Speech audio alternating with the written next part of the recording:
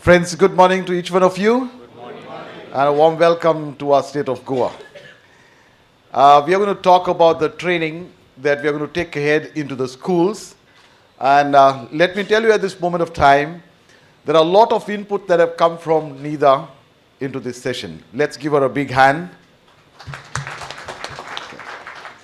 Presentation is mine, no doubt about it, but the inputs have come from her, and I thank her so much for all those inputs that we have got from her.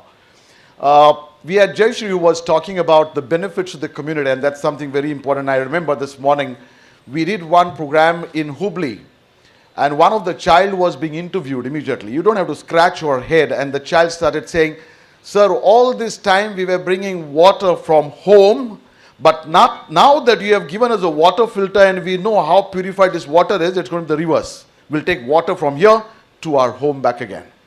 And see, these are the statements which make a big, lovely story for us when we are trying to project it into our Rotary News. People are going to read that for us. With that, let's move on further. Okay. It's hanging up. Okay. If you have a look at that blue background, you have got some clipping down there. Just read for yourself. I'll read it for you too. A businessman meets a policeman and he gives him a small, full envelope. The policeman puts the envelope in the pocket. They do not speak or look at each other.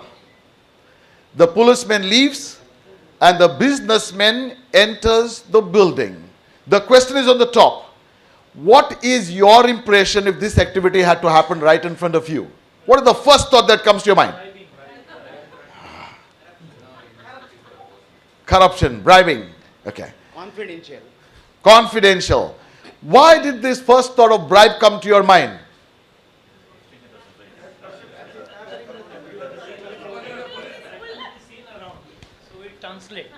Activity seen around, so we translate and relate it to the what is ever happening in front of your eyes. I changed that word policeman from there into Mahatma Gandhiji. What do you feel it is now? ये देखो अभी corruption बोल रहा था अभी donation बोल रहा है. Somebody saying it's an appeal. Why have you changed? Yes, that's where we are. We are talking about an image. Now let's find out what is an image, because we carry on projects on WASH into the schools and we move out. What people talk about us? Do hell with it, we don't know. And then 6 months later you go, wash station is all dusty. And if you ask the teachers, "Sir, soap nahi hai, pani nahi milta hai." So have we taken care? And that's what we're going to talk about. So image is the sum total of three very important ingredients. One is knowledge. The second one is the skills, that's the application of knowledge. And the third one is attitudes. Just to translate it for you, when we are in school, our teachers also do this measurement. They give you a test paper in English, history, geography, math, science. And on a standard marking system, they give you the marks. Tell me, what are they measuring out of these three? Knowledge. They take you to the laboratory and they ask you to perform experiments and they give you marks on a standard marking system. What are they measuring? Skills. How do they measure attitudes? These are the only two columns that we have on a mark sheet. But who measures that? Is there a third column under the mark list? Just try to recollect. We have the theory marks, we have got the practical marks, but we don't have another third column for our attitudes. And that's one of the most important factor, because what we are trying to talk about is changing the mindset of the children and the public around us. And if we are going to do that, then this particular component is of vital importance for all of us. Now, having said that, the objectives are going to be, we need to know about what is hygiene, we need to know about what is hygiene promotion, we need to know everything that we deal with the water, right from our hand washing techniques, we need to know, but that's the knowledge. And how do we do it? Will be our skills. Doing it ourselves and making people do at home, in the community, everywhere around us, is what is going to be our attitudes. I hope I've made my point very clear from there. So we are going to talk about the attitudinal changes that we are going to bring about in children. We'll talk about the training cycle. We'll talk about the questioning technique. We'll talk about various other training techniques that you can use too. We'll talk about the teaching aids. And then we'll talk about the beginning, middle, and the end of the lesson. I've kept it very simple for you.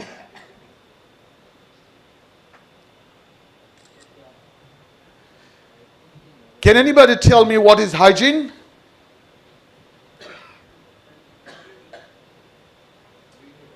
What is hygiene? Cleanliness. Keeping healthy. Anything else that you'll want to add? Okay.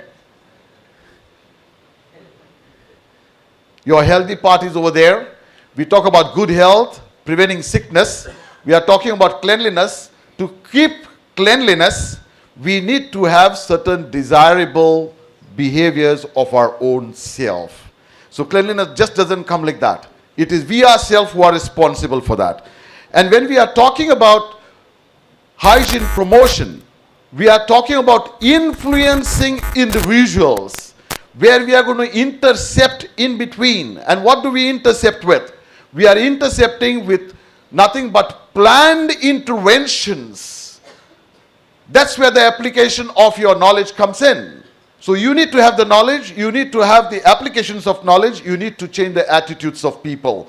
And that's where we are going to reduce disease transmission, we are going to prevent diseases, and we are going to promote good health. So the components, what you find in hygiene, you'll find that they are also there into the promotion of hygiene.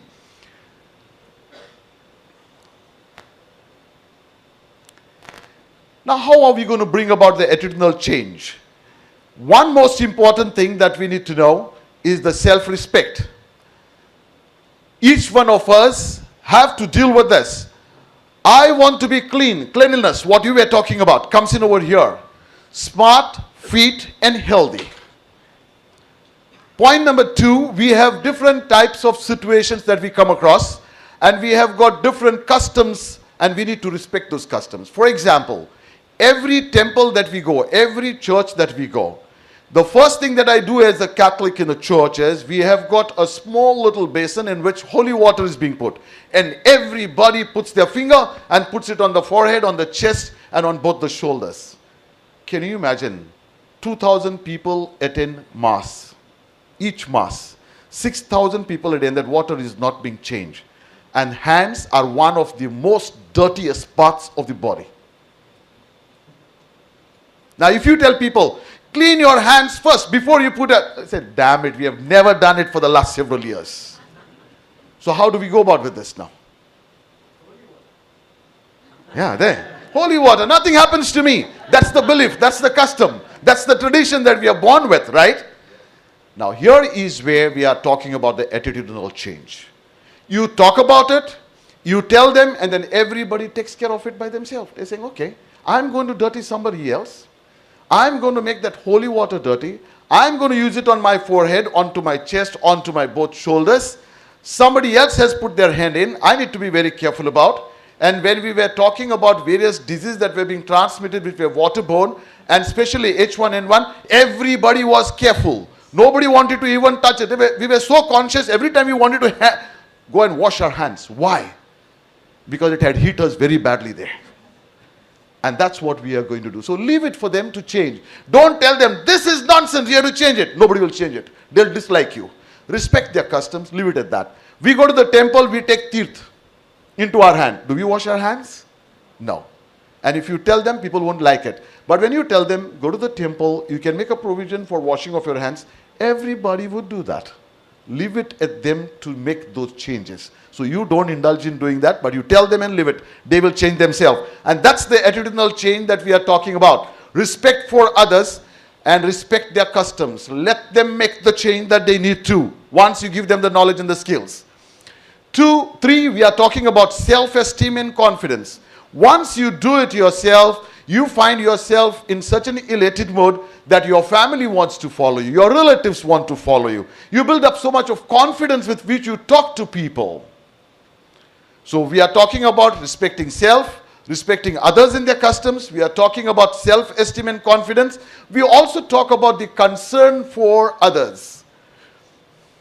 And the last that we are talking about is dealing with peer pressures. Yes, you will have a lot of peer pressures. Sometimes they will be negative, sometimes they will be positive. It cannot be like those, that story of a gentleman who was a teacher in a high school, higher classes, and his son was studying in the primary section. He comes with his test paper marks and he failed in maths. So the father looks at the marks, who was teaching also maths in the higher classes, and he asks him, Vijay, what have you done? You have failed in the very subject that I teach in the higher classes. And he scolds him and he tells him, we are going to learn maths today. And in the evening he sits with a slate pencil, and he tells him, this is a big field. He draws a field. He draws a barbed wire in the middle, and he tells him there are 11 goats this side, 5 have jumped and gone on the other side. How many goats have remained? The boy starts counting on his fingertips, strains a little bit, frowns, looks at the ceiling and tells his father, no goats have remained. And the father says, Vijay, this is simple mathematics. 11 goats on this side of the barbed wire, 5 have jumped. How many have remained? And he again counts on the fingertips and he says, Dada, no goats have remained. And he says, who teaches you maths? This is simple subtraction. 11 goats, 5 have jumped, 11 minus 5. How many remain? You all also don't know. Okay, 6 remain. So he says 6 remain. And this boy tells his father, Dada, that's your mathematical calculation. Goat calculation you ask me. When 5 jump, other 6 don't remain. They also jump and go on the other side. Okay. So that's where we talk about peers. Okay. So when you find that one child want to be acting mischievous, you'll find the rest of them follow. These peer pressures, we have to see that they are being turned into good. Okay. That's the training cycle that we have got. How are you going to build up your session on? So the first one is assessing the training needs. When you assess the training needs, there are various ways of doing it. Either you can directly ask people the question. You can go on their expectations when you are doing a training program. You get all their answers. Why they are come there. From there you can shape it. 2, you can give them preliminary questions also. I think somebody will do the session, or they must have already done it. I don't want to get into those details of it. But these assessing of needs are very important. I remember I was in Malaysia and I had to overstay. And I knew my wife Jane would shout at me. So I decided that I buy a lovely dress piece to cool her down. I took another 3 more men and we went and brought nice Malaysian silk dress piece for her. I put it on the top of the suitcase. When I reached home, I said, hi, sweetheart. And I told her, I said, there's something nice for you. She opened up the suitcase, looked at the piece. She made a very serious face. I said, what's wrong now? She turned it this side and that side, and she asked me, Jocelyn, there was no little darker shade than this? Needs. Married with that wife, lived with her for almost around 20 years, it becomes very difficult. So don't think assessing of needs is that easy. Okay? As simple as that. Okay. From assessing the needs, you design your session. After you design your session, you are going to deliver it. After delivering, always remember to do a post-test to find out how much of knowledge and skills the trainees have acquired.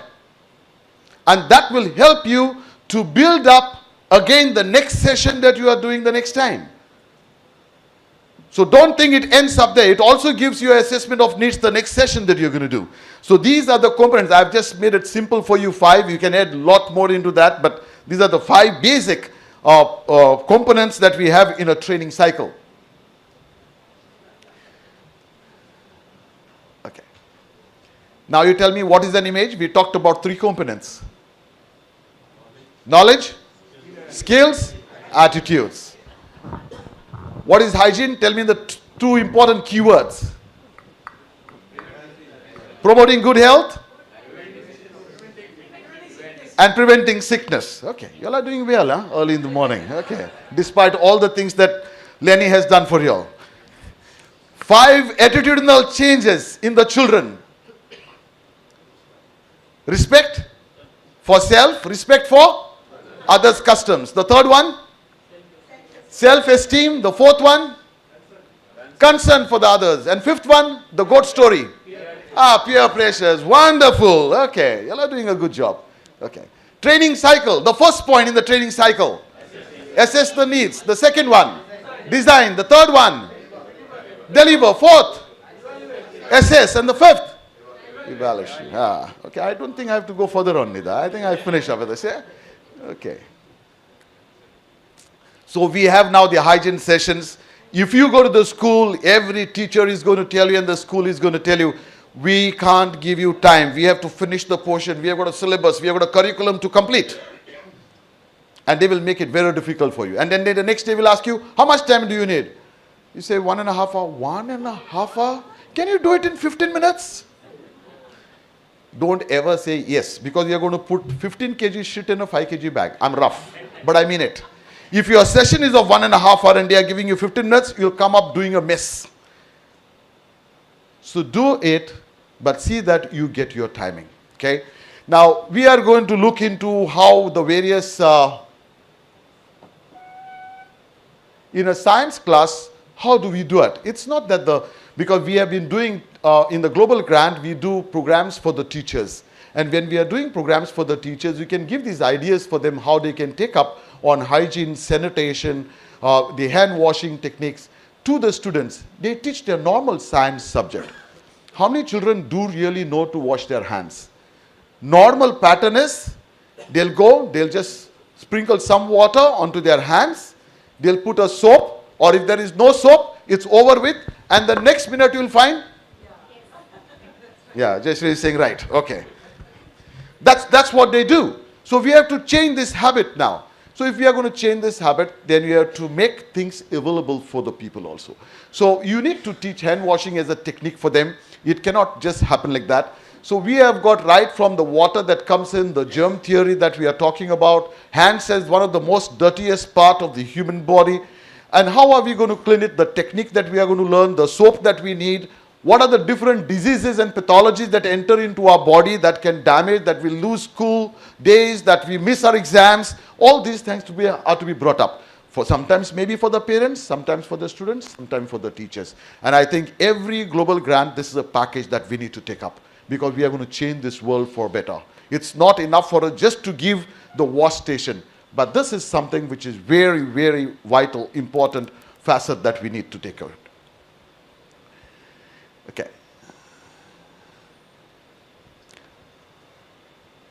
I'll skip this off and we'll go for the next one. In a language class, from the science in a language class, how do we go about? You can ask them, you are giving them various topics. An English teacher, he'll say, okay, write a story about your dog. How about writing a story maybe on the wash topic? And the children start doing research on that. And then you give them the marks.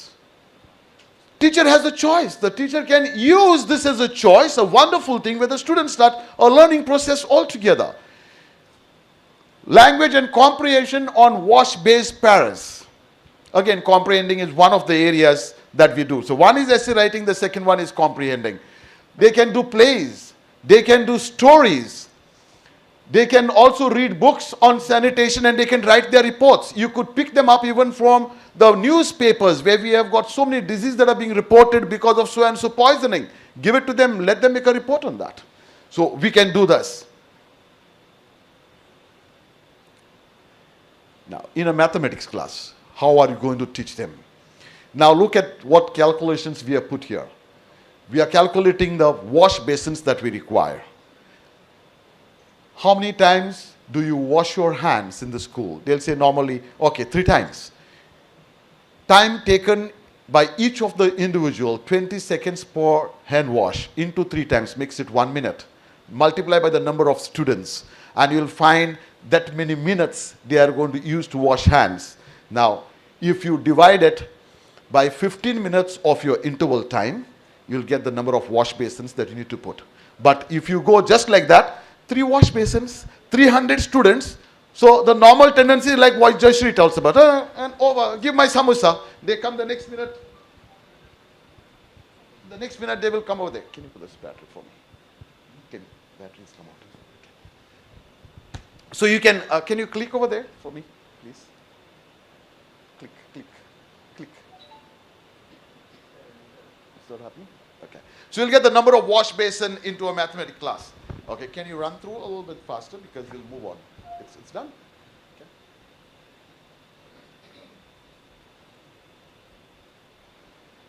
in a history class, yes, we can talk about water cooperation. I can, because we have got a lot of people from Karnataka. Goa is fighting with Karnataka for the Mother River water. Why? What for? What has gone wrong? You put it as a debating class for the law students, and you can get even the law students coming in over here. Maybe in subsequent years it is going to be history. And we have got a lot of things that we can pick up from history where people are going to talk about this. Geography class. Now we are coming to the teaching methods. Learning by doing. We all know that 50% of the learning takes place when we actually start doing things. So skill-based training is what is very important for all of us. So working that out into your schools is very, very important. You have got various facets that are being mentioned over here. In the classroom, what you can go ahead with. We have got debates, we have got quiz, we have got music, we have got songs. How many of you know the Ringa Ringa Roses song? Put your hands up. Ah, can I have all of you here, please? Come, Nida, come. You are going to give the lead. Come, Jayashri, come. Come along, Smita. She put her hand up. Quickly. Come quickly, don't waste time. Fast, fast, fast. Come. Come, Nida, come. Okay, you don't know the whole thing. They will sing and then you can do the dancing a little bit. Come, Jayashri, come. Huh? I know you'll tumble down. Come. Make a circle. Make a circle. Make a circle. Hold your hands. Okay. Quick. Come on. Start, huh? 1, 2, 3. Ringa.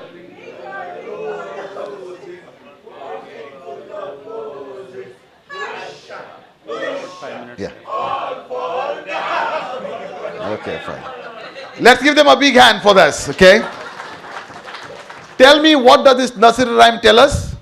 Thank you so much. Take your seats. See, nobody knows. All fall down. This was a nursery rhyme that was being coined to teach young children about the disease transmission of plague. Ringa Ringa means you are going in rounds with roses and with bunch of poses.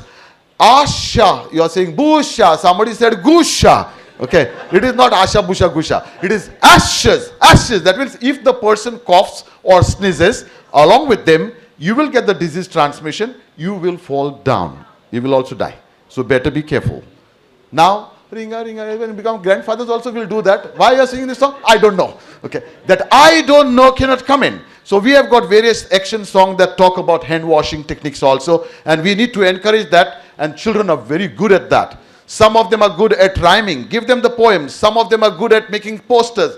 Give them, if they are good in artwork, give them do that. If somebody is good at plays, tell them to write the plays and do the dramatization onto the stage for the gathering. So these are things what we do outside the classroom. You as a Rotarian tomorrow may be called on the Global Hand Washing Day. Make your speech. You may be called on a very special day like the toilet day and you have to make your speech. So you have to collect the data, go back onto your Google, find out all the data, make it very impressive, quantify that so people start thinking what I'm doing. You may be called on a water day. Again, you have to work up your speeches for that. So outside the class, children can make all their different plays and posters and put it up and the learning process starts. If you are doing different experiments and they are trying to put it up, collecting all the dirty water, let them line up and let the children teach it and let the parents come in there and learn from their children outside the class. So we have got so many ways of doing it. Reaching the home and community, I don't want to, because that's finally the translation. Now this is where we are talking about the beginning of the lesson, where we are talking about introduction of the subject. This is when you are going to do a seminar like this. Remember, the event chairman is going to talk about all this. I'm not going to go into the details, okay? Right from where the toilets are, right from what the comforts are, right for drinking water facilities, the benefits that they would get, how it is going to help them in the community, all those parts, apart from the objectives, has to all get into the beginning part of the lesson. Should not take more than about 3 minutes. The middle part of the lesson will have got so many things for you. right from role plays to storytelling to wisdom stories to translation of concepts to action songs. Translation of concept. You remember the image, how I translated it? So that's where we use the translation of concept. Action songs, you'll have done it over here.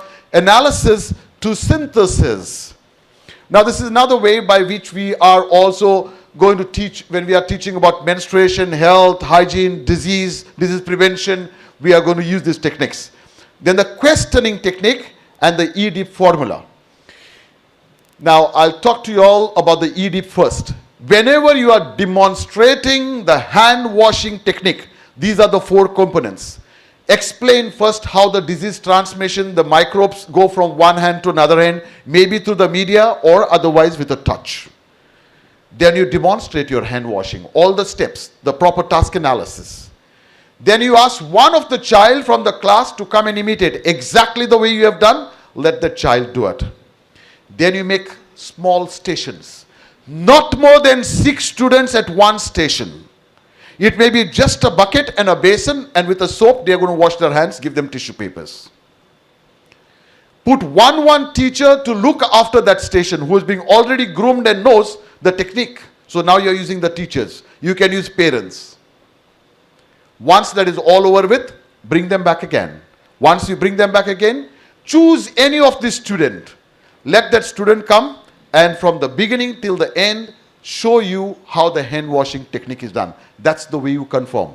If you want the class to be engaged, call one student who has not done that very well and say, you are going to be here and I will ask anybody from the class to tell what is step 1 and step 2 and step 3. So I start step 1, Ganesh, step 2, step 3 and step 4 and step 5.